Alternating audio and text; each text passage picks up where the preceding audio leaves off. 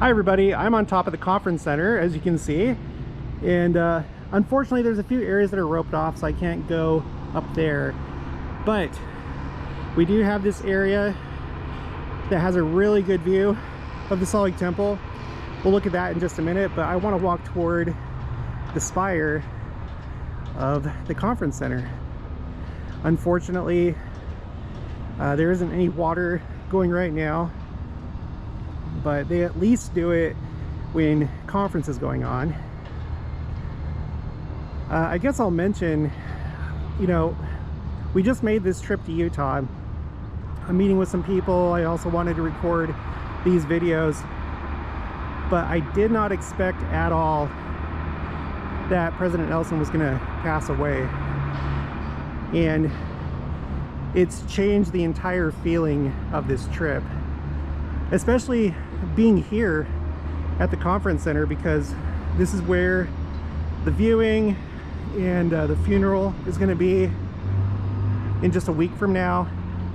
We're going to have general conference, and there's going to be changes to church leadership. I think everybody's going to be very focused on this general conference. I know that President Nelson was 101 years old, but I still felt like he was going to keep going for a while. That's just how I felt about it. And then one night, you know, we got home, or we got to our Airbnb. I was tired. All day I've been filming temples, and we met with my mom and stepdad. We went to Gardner Village. And so I was just tired from all the walking. And then as soon as I stepped out of the shower, I got a text from one of my friends, excuse me, from one of my friends. And she was like, "Oh no, President Nelson." And I assumed she was referring to this article that came out from the Salt Lake Tribune that was talking about President Nelson and how his eyesight was nearly gone. Like, for all intents and purposes, he's blind at this point, at the time that that article was written. But then I checked, because I was like, no, I better check, and sure enough, he had passed away just a couple hours before, at around 10 p.m. Mountain Time. So I'm at the site where he's going to have his viewing and funeral.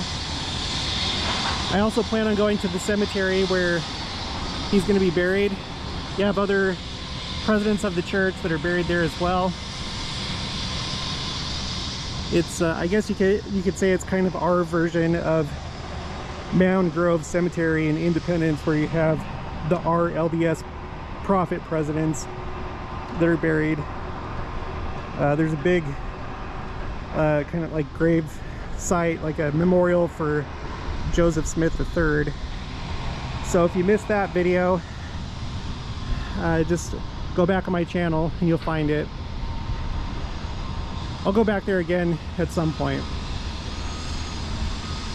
But I'm going to go to the cemetery for our church's presidents, and it's going to be a much more powerful and spiritual experience knowing that President Nelson will soon be laid to rest there.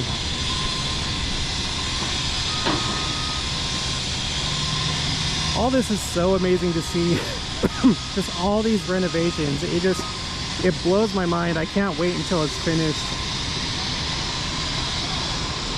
Right there is the church office building. My dad worked there. He worked for the church as a software engineer. I'm not going to read this, but you can pause right now and read this if you'd like.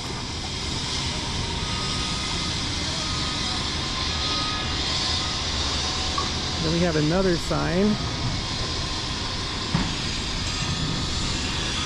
And I'm also not going to read this, but feel free to read it if you'd like. Just pause the video.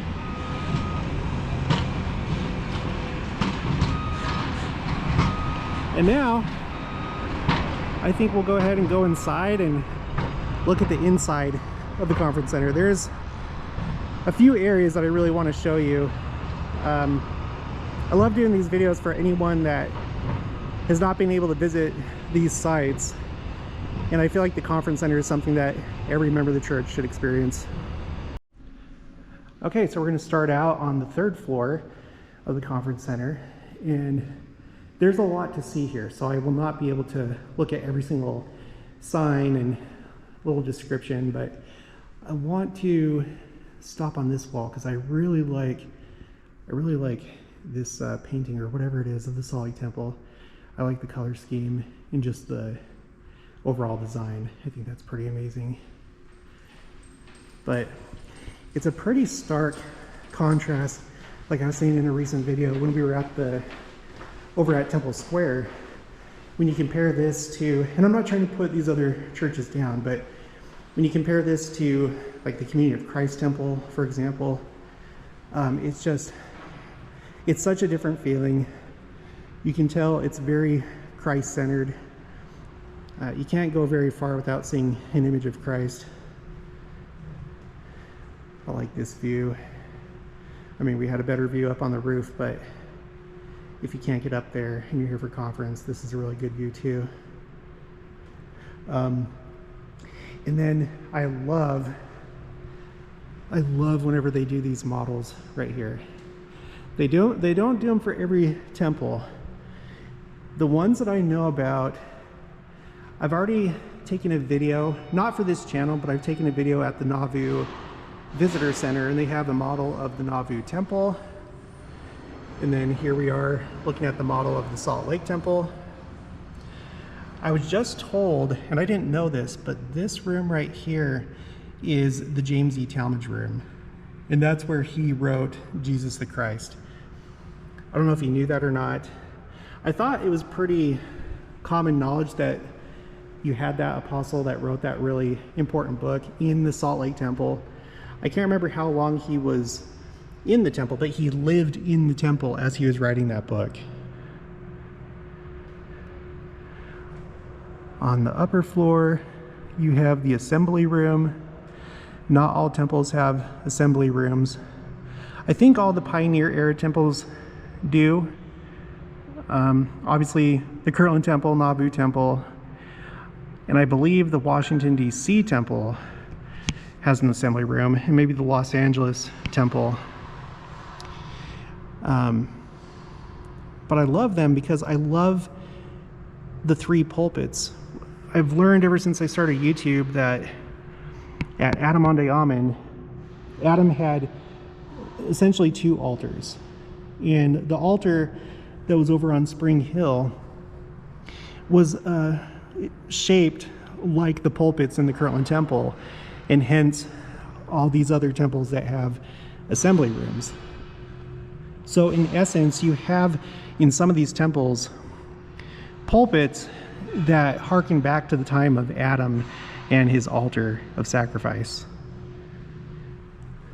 But you have the Salt Lake Temple that has a model, Nauvoo Temple, Washington, D.C., Mesa, Arizona, Laie, Hawaii. Oh, and I can't remember if there were other ones. So let me know in the comments below if you know of any other temples that have models like that. I would love to see them all. Now, this right here, when I first got this opportunity to come to the conference center and started thinking about it, this is the first thing that came to mind. You have all these busts of the presidents of the church, starting with Joseph Smith, Brigham Young, and you know all the prophets, so I don't need to name all of them. But you go through the entire history of the church here. And they have one here at the end for President Nelson. And someday in the future, there's going to be one here for President Oaks, because he is going to be the next president of the church.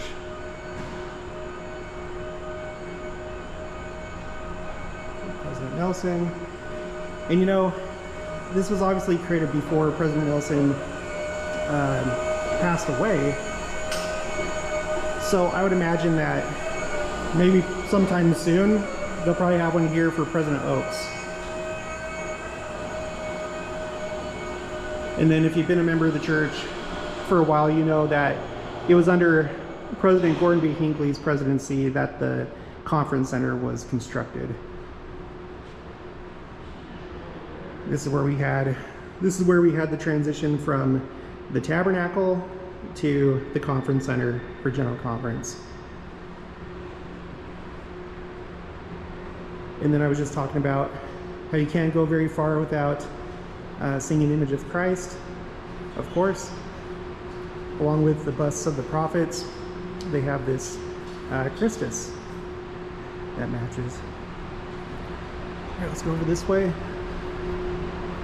And it is truly stunning to me just how much artwork they have here in the conference center.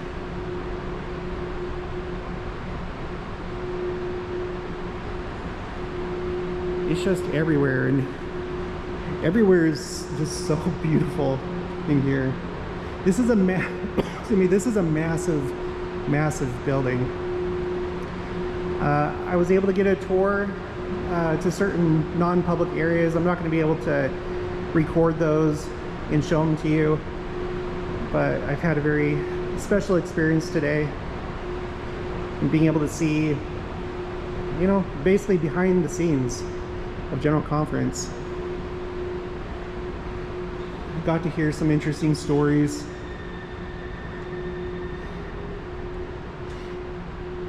They have, you know, the main, I don't know what it's actually called, like the main auditorium where General Conference is held, but they also have another kind of like theater room for smaller meetings, like leadership meetings.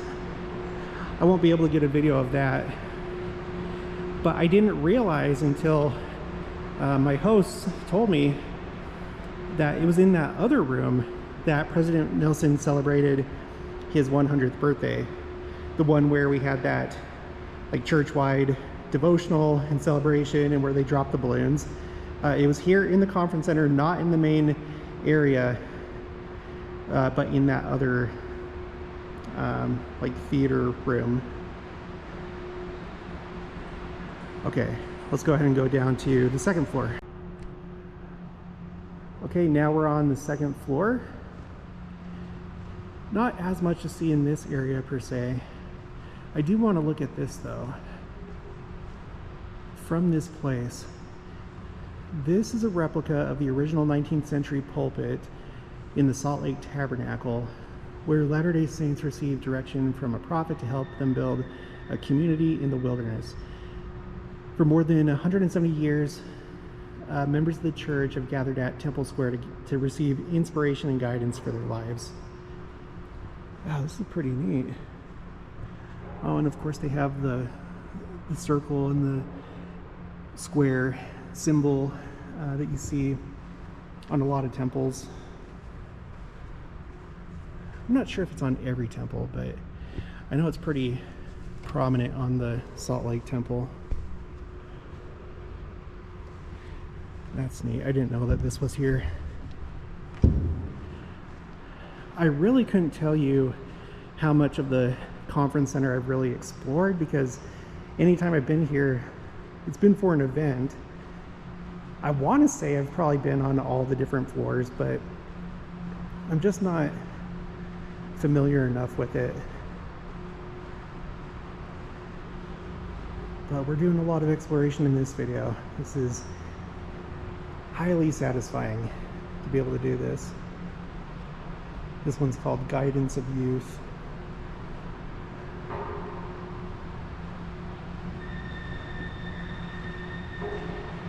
You know, this next general conference, I mean, I don't know exactly when I'm going to post this video. I may try and do it before conference, just because of everything that's happened with President Nelson. I was going to wait until we got back to Missouri. But coming here at this time, after President Nelson has passed away, it just, I don't know, I almost feel like it was meant to be that I made this trip when I did.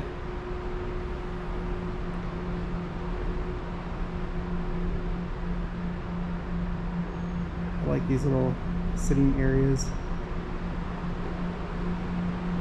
There's a lot of things that go on in the conference center. You have leadership training meetings. Let's go look over here really quick. There's also other sorts of gatherings that they have. I was told that sometimes they have luncheons for certain events. In the main auditorium, they have performances. I think by different groups. I don't know that it's necessarily always the Tabernacle Choir. Oh, this is kind of interesting.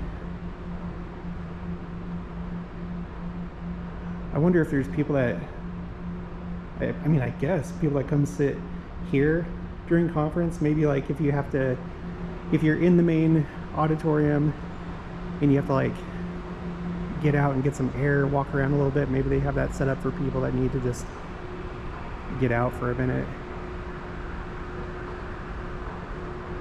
I like attending conference in person, but the last time we went, last October, it was a little bit rough. It is a little bit tight with like the seating. It's definitely better than, it's probably better than the Tabernacle, of course. I think the Tabernacle has like pews. We're going to see in a little bit. I'm going to go film over there. And then they have a Christus here. Come unto me, Matthew 11:28. I'm really glad that they have this here. But anyway, when I was watching last general conference, it was the Saturday afternoon session, I was feeling a little bit uncomfortable, just with, maybe it's because I'm older. I don't like being around so many people in such a confined way. But anyway, overall it is a good experience, and if you get a chance to come participate in general conference in person, I would definitely encourage you to do so. Let's take a look at this. This is a larger statue. New Frontiers. That's what it's called.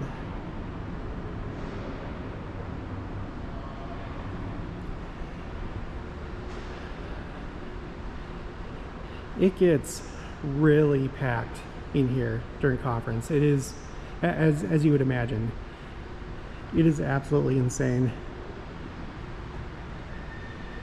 It takes a little while to get out.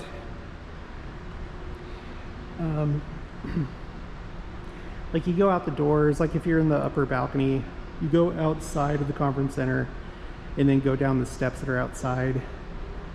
But there's like just a big line of people. They're also making their way downstairs, and it takes a little while.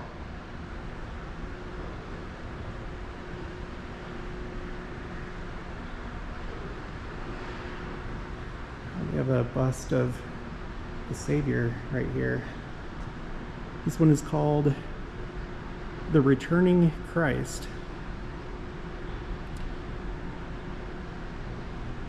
They should have this one over with the prophets. I think that'd be a good idea, but it's also good where it's at.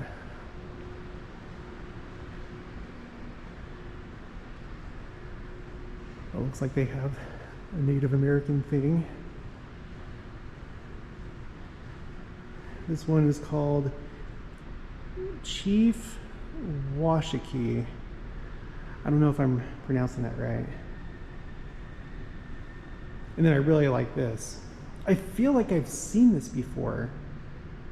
I feel like they used this on maybe the cover of a Liahona within the last couple of years. Or maybe I saw it in a church news article or something. I don't know. But I feel like I've seen this before. And of course, it's called Lehi's Vision of the Tree of Life. That is really neat.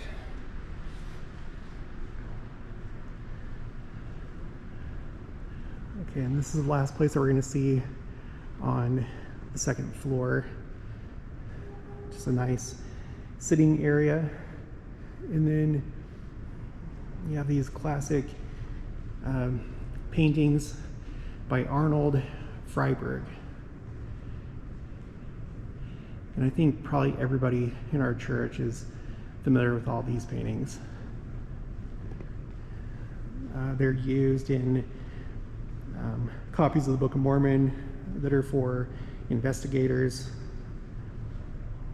Yeah, in fact, they probably, I'm trying to think back, like, to my mission. I'm sure that all these ones that they have here, maybe with the exception of a couple, are in those copies of the Book of Mormon for missionaries and for investigators. All right, so now we're in the main auditorium. They're doing some testing right now, but I'm so glad that I'm able to film this. Never thought that this would be an opportunity that I'd be able to enjoy. So I hope that you enjoy it too. When I was getting the tour, I was able to actually go up there where the general authorities sit, and it was really amazing. I'm not able to film up there, but we can get up really close and take a look.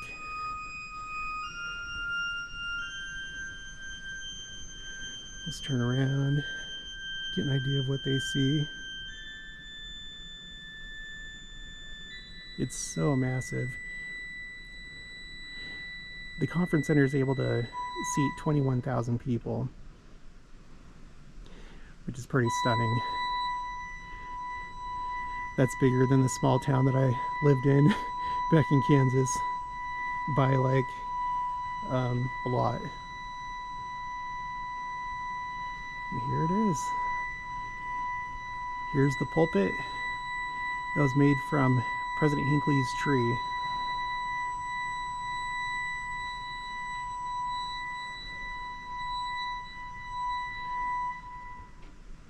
And these days, the prophet and the first presidency sit right here. They used to sit on the other side, but now they sit right there. Oh, and this is the like the movable pulpit for President Eyring. Like when he's sitting down as he's conducting, they're able to roll that over to him.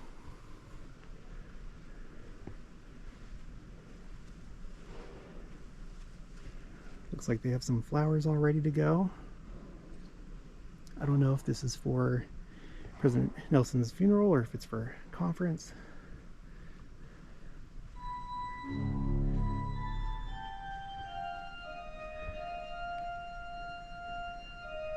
Yeah, this place is just, it's massive. It's really pretty. It looks like stars up there.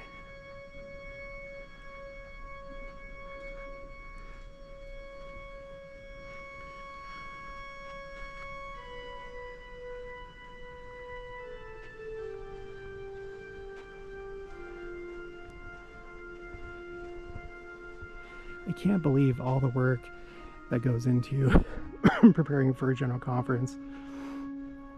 It's pretty amazing. If you didn't know, and I think Church News did a video about this, but the stage is like movable. It's not permanent.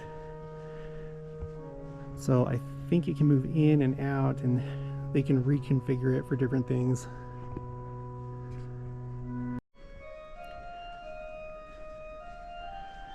Let's go ahead and go up this way.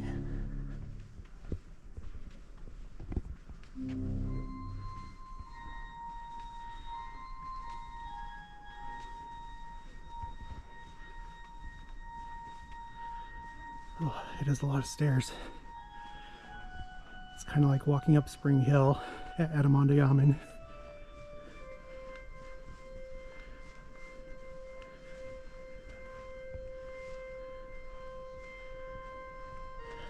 Wow.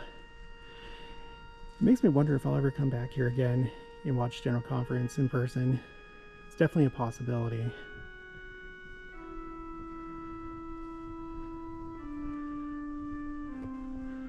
And then here on this level, you have the different booths for the people that are in charge of, you know, lighting and cameras and all that stuff.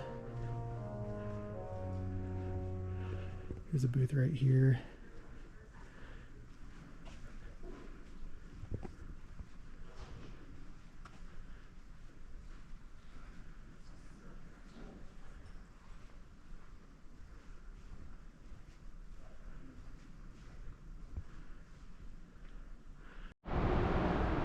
All right, and let's finish by looking at the first floor.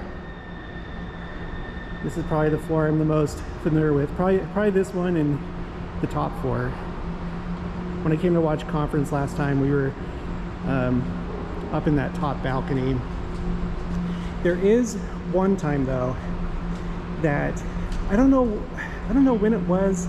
I don't even think it was for General Conference, but I have such a bad memory, you guys. But one time I came here when I was a teenager, and I was down like on ground level in the main auditorium and relatively close to the pulpit.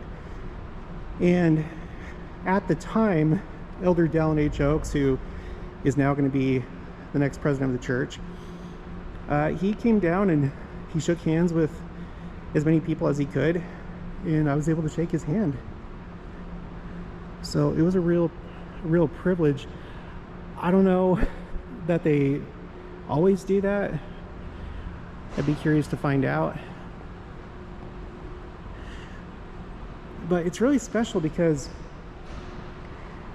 so I've shaken hands with President Oaks on that occasion, and then when I was on my mission in Spain, and while I was in the Madrid MTC, President Hinckley was coming through, and he was doing like a European tour, and he was going to dedicate a temple, I think in the UK.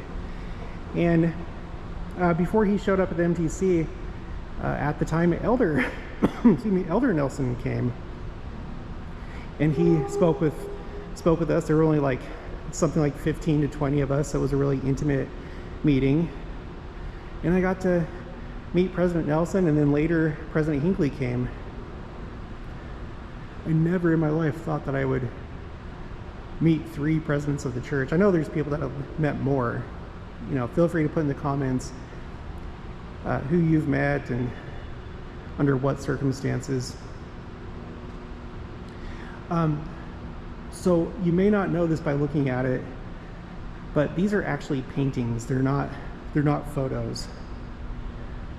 So you look down here, Dale G. Renlund, ordained an apostle in 2015, portrait by Leon Parson, 2015. Of course, I'm sure that he looked at a photo, but they wanted it done as a painting. I was told the only one here that's not a painting, and it's because he's the newest apostle. I guess they probably haven't gotten to it yet. Oh no, I already forgot. We already looked at this. No, this is a painting, because down here it says portrait. My host at first thought that was still a photo, but no, it's a painting. My bad. And then over here, you have the various presidencies, Young Men General Presidency, and that just changed recently. I'm still trying to get used to that. I'm excited to see them at work. Young Women Presidency, Relief Society General Presidency, Primary General Presidency, Sunday School General Presidency. If you didn't know, President Nelson, before he became an apostle, this was his position. He was the president of the Sunday School General Presidency. So who knows? Maybe someday this is going to be the future prophet. Maybe he's going to be the next apostle. Presidency of the 70. And then we have the presiding bishopric. Oh, and here's like a kind of like a map of all 4 levels of the conference center. Maybe I'll be able to come back here again sometime in a couple years and see what it looks like at that point. Maybe I'll be able to film some more stuff, but I found this thoroughly enjoying. I hope that you did too. I guess we'll end it over here. I just feel like this is part of the conference experience rather than just watching it on YouTube or on TV. I feel like you have to see what it's like when you're here. You got to see the conference center. This was a major undertaking. I was in Utah at the time, and I remember watching it under construction, and I was so excited. And I was able to go to the first priesthood session that they held in the conference center. April of the year 2000, that's when they first started having sessions in general conference in the conference center. But it wasn't until October that it was dedicated. So that's an interesting little fact. Actually, I do want to go over here really quick. Let's end over here. There used to be a fountain down here, but they took it out. I think it was actually right there. I see some natural light coming through. I am pretty sure that this is where the fountain was.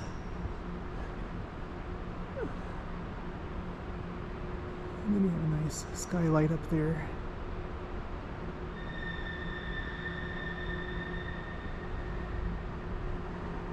So, okay, well, thanks for coming with me.